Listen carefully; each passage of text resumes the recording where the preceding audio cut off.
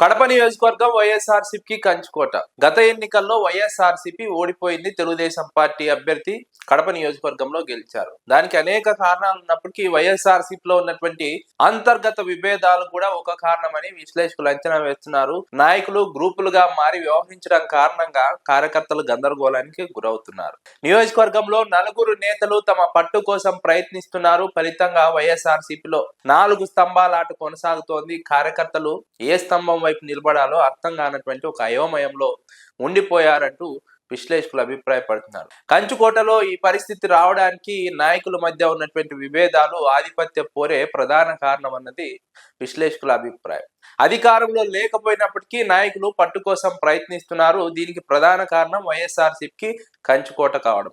కంచుకోటలో పట్టు సాధిస్తే వచ్చే ఎన్నికల్లో టికెట్ తమదే అన్నట్టుగా నాయకులు వ్యవహరిస్తున్నారు. అందుకే నియోజకవర్గంలో పట్టు కోసం తీవ్రంగా ప్రయత్నిస్తున్నారు. ముఖ్యంగా అవినాష్ రెడ్డి, అదేవిధంగా అంజద్ బాషా, సురేష్ బాబు, వైఎస్ఆర్సీపీ కడప జిల్లా అధ్యక్షులు రవీంద్రనాథ్ రెడ్డి, ఈ నలుగురు నాయకుల మధ్య ఆధిపత్య పోరు కనిపిస్తోంది. కడప నియోజకవర్గంలో నలుగురు నాయకులు కూడా పట్టు కోసం ప్రయత్నిస్తున్నారు. వచ్చే ఎన్నికల్లో టికెట్ కోసం ప్రయత్నిస్తున్నట్టు కీలకంగా సమాచారం అందుతోంది.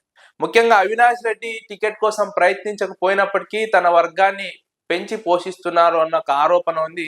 అదేవిధంగా మాజీ మేయర్ సురేష్ బాబు, అంజద్ బాషా మధ్య కూడా విభేదాలు కొనసాగుతున్నాయి. ఇద్దరు ఒకటని చెప్పే ప్రయత్నం చేస్తున్నప్పటికీ విభేదాలు మాత్రం ఉన్నాయని కార్యకర్తలు గుసగుసలాడుతున్నారు. ముఖ్యంగా మాజీ మేయర్, మాజీ ఎమ్మెల్యే, కడప జిల్లా వైఎస్ఆర్సీపీ అధ్యక్షులు రవీంద్రనాథ్ రెడ్డి ఇక్కడ వచ్చే ఎన్నికల్లో పోటీ కోసం తహతహలాడుతున్నారు. అందుకే నగరంలో పట్టు పెంచుకునే ప్రయత్నం చేస్తున్నట్టుగా విశ్లేషకులు అంచనా వేస్తున్నారు. ఎందుకంటే గతంలో మేయర్ గా పనిచేశారు. మేయర్ గా పనిచేసిన సందర్భంలో రవీంద్రనాథ్ రెడ్డికి కడప నగరం పైన పట్టు ఉంది, సంబంధాలు ఉన్నాయి. ఇటీవల సురేష్ బాబును తెలుగుదేశం పార్టీ అవినీతి కేసులో ఇరికించి ఆయన మేయర్ పదవి పోయేలా చేసినప్పుడు ఆ స్థానంలో తన అనుచరుడైనటువంటి పాకా సురేష్ కు మేయర్ గా ఎంపిక చేసుకోవడంలో రవీంద్రనాథ్ రెడ్డి కీలకంగా విజయం సాధించారు, కీలక పాత్ర పోషించారు. కాబట్టి వచ్చే ఎన్నికల్లో ఆయన పోటీ చేయబోతున్నారంటూ ఒక ప్రచారం సాగుతోంది.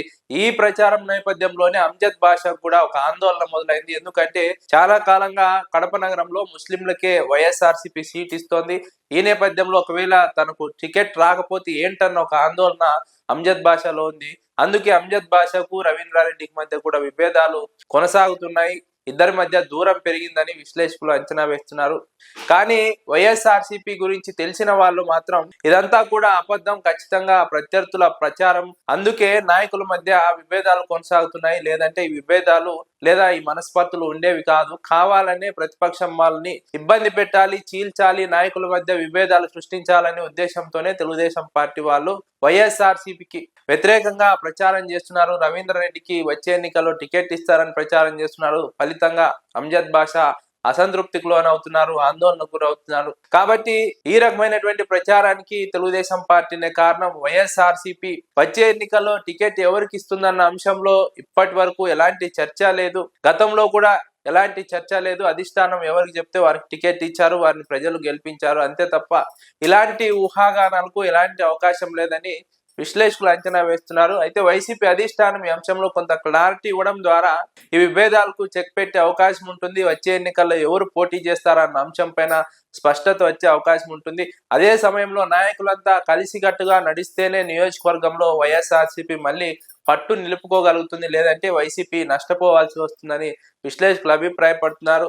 నాయకులు గ్రూపులుగా కొనసాగినంత కాలం ఇబ్బంది పడుతూనే ఉంటారు నియోజకవర్గంలో కార్యకర్తలు. కాబట్టి నాయకులంతా ఏకతాటిపైన నడవాలి, అధిష్టానం నిర్ణయమే శిరోధార్యంగా ముందుకు వెళ్ళాలి. అప్పుడు మాత్రమే నియోజకవర్గంలో మళ్ళీ వైసీపీ పట్టు సాధించే అవకాశం ఉంటుందని విశ్లేషకులు అభిప్రాయపడుతున్నారు.